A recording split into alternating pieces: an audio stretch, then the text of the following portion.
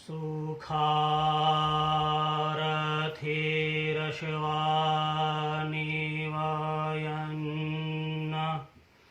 मनुष्यानि नियते भीषुभिर्वाजिन्निव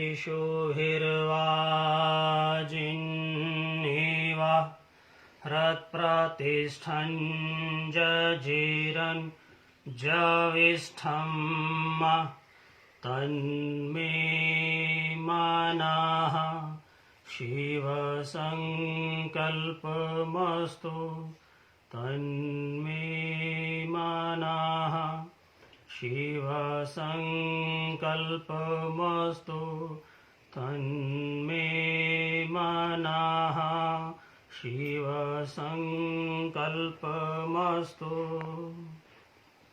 गुरुरेको जगत्सर्वं ब्रह्मा विष्णुशिवात्मकं गुरुः परतरं नास्ति तस्मै श्रीगुरवे नमः। प्रातः स्मरणीय परम वंदनीय पूज्य सद्गुरुदेव जी के श्री चरणों में नमन। सत्संग में विराजमान पूज्य महाराज श्री जामनगर से पधारे हुए परमादरणीय मुझे हमेशा प्रेरणा देने वाले प्रेरणा स्वरूप आदरणीय श्री भरत भाई जी, जिनके माध्यम से मैं सद्गुरुदेव जी के चरणों में पहुंचा, ऐसे परम आदरणीय श्री अमर भाई जी जामनगर से पधारी हुई दीदी डॉक्टर दीदी जी, जो कि वहाँ मेडिकल कॉलेज में प्रोफेसर हैं,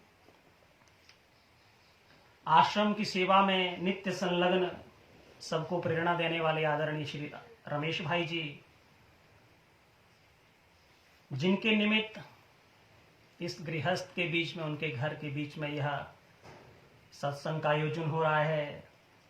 माता जी, उनके सुपुत्र चंचल भाई जी, प्यारी सी गुड़िया भजन के माध्यम से जिन्होंने विभू बेटी ने यहाँ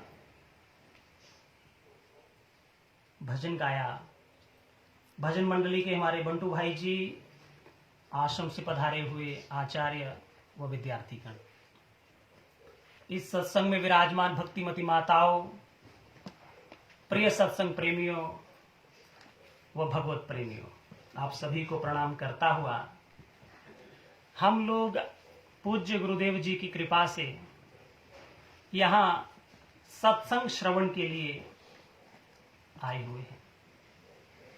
अभी हम भजन के माध्यम से सुन रहे थे, बंटू भाई जी ने बहुत अच्छा भजन, तुझे भूल गया राह घर का, जीवन की यथार्था को बता रहा था वो भजन। हम भूल गए हैं तो किसको भूले हैं? अपने स्वरूप को भूल गए हैं।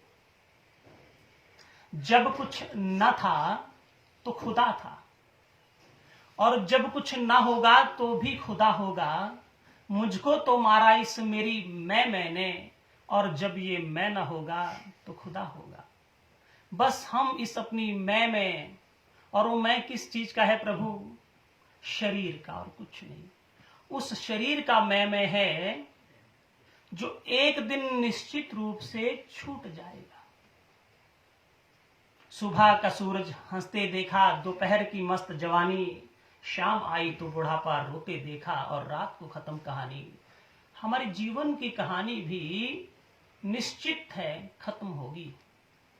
तो क्यों ना हम उस कहानी को खत्म होने से पहले उस प्रभु से एक हो जाएं, अर्थात जुड़ जाएं। सत्संग के माध्यम से, हरि चर्चा के माध्यम से हम भक्त बनने की कोशिश जरूर कर सकते हैं, लेकिन प्रिय सत्संग प्रेमियों, भक्त शब्द की परिभाषा बड़ी विचित्र है। भक्त बनना तो बड़ी मुश्किल की बात है, हम भक्तों के भक्त बन जाएं वो भी हमारे जीवन को तार देगा। देखिए, भक्ति की परिभाषा को आज हम थोड़ा सा समझें, जिसको बाबा तुलसी ने भी कह दिया, प्रथम भगति संतन कर संगा। भक्ति स्वरूपिणी मां सीता। तो मां सीता के बारे में जब हम श्रवण करेंगे, चिंतन करेंगे, तो हम पाएंगे कि वो विदेहराज जिनका नाम था जनक, उनके यहां उनका जन्म हुआ। विदेह का अर्थ है जो देह में रहते हुए देह से परे है। अब राजा जनक को वो भक्ति कहीं राज चर्चा के समय में नहीं प्राप्त हुई। राजा जनक, ऐसा वर्णन आता है कि जब राजा जनक खेतों में हल चला रहे थे तब उनको वो भक्ति मिली। कहने का अर्थ है कि एक शरीर जो है यही खेत है, यही क्षेत्र है, और इसी में उस भक्ति का मिलना होगा।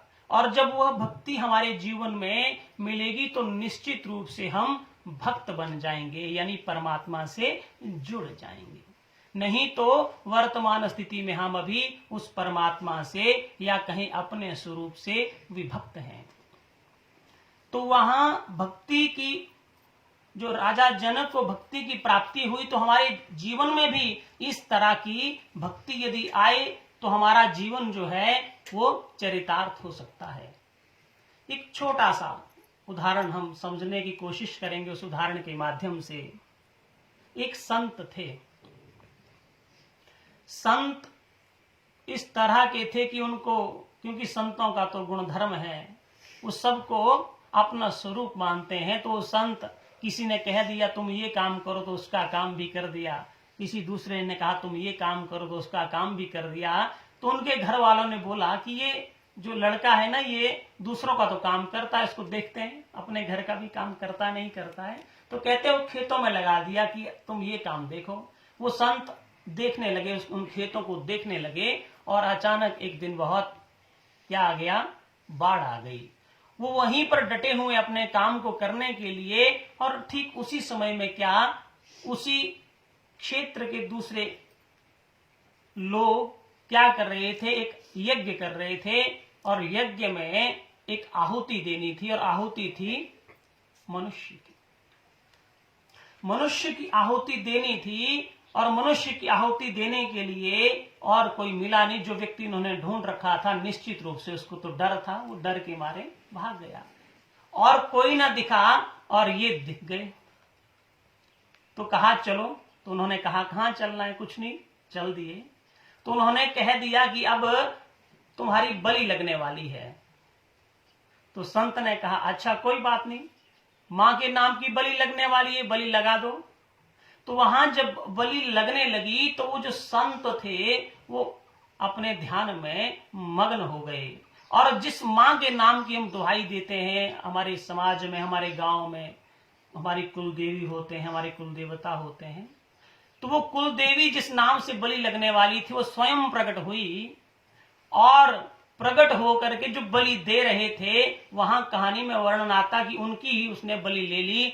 क्योंकि वो जो संत थे, वो जो भक्त थे, उनको अपने प्राणों का बिल्कुल भी भय नहीं था।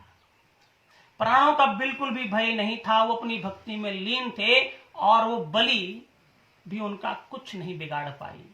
कहने का अर्थ है कि जब जीवन में ऐसे भक्त या ऐसे संत हमारे जीवन में आए, जिनको मरने का बिल्कुल डर नहीं होता है, जिनके प्राण, जिनके श्वास उनके अपने वश में होते हैं, ऐसे महापुरुष जब हमारे जीवन में मिले हुए हैं हमें तो, और यदि हम सबको ऐसे महापुरुष मिले, तो जब हमें वो प्राणों की साधना, उस नाम की साधना के बारे में बताएं, तो हमें कहीं पर भी कोई मुश्किल आने वाली नहीं है।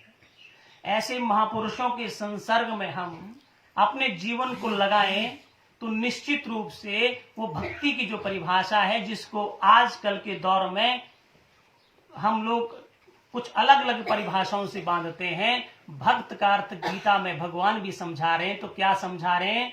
चतुर्विधा भजन्ते माम जनः सुकृतिनो अर्जुन आरतो जिज्ञासुर अर्थाति ज्ञानिच भरतरिषभ। भगवान ने 4 प्रकार के भक्त कहे और उसमें भी प्रिय सदगुरुदेव जी कहते हैं कि जो साधक भक्त है, जिज्ञासु जो है, वह सर्वश्रेष्ठ है। ऐसे भक्त की जो परमात्मा की साधना में ही लगे हुए हैं, भिद्यते हृदय ग्रंथिश्छिद्यन्ते सर्व संशयः। कहा है मुंडकोपनिषद में कि ऐसे भक्त के सारे जो ग्रंथियां हैं वो टूट जाती हैं, वो परमात्मा स्वरूप ही हो जाता है। तो ऐसे संतों के चरणों में हम उठे बैठे तो निश्चित रूप से जो है हमारा जीवन भी सफल होगा।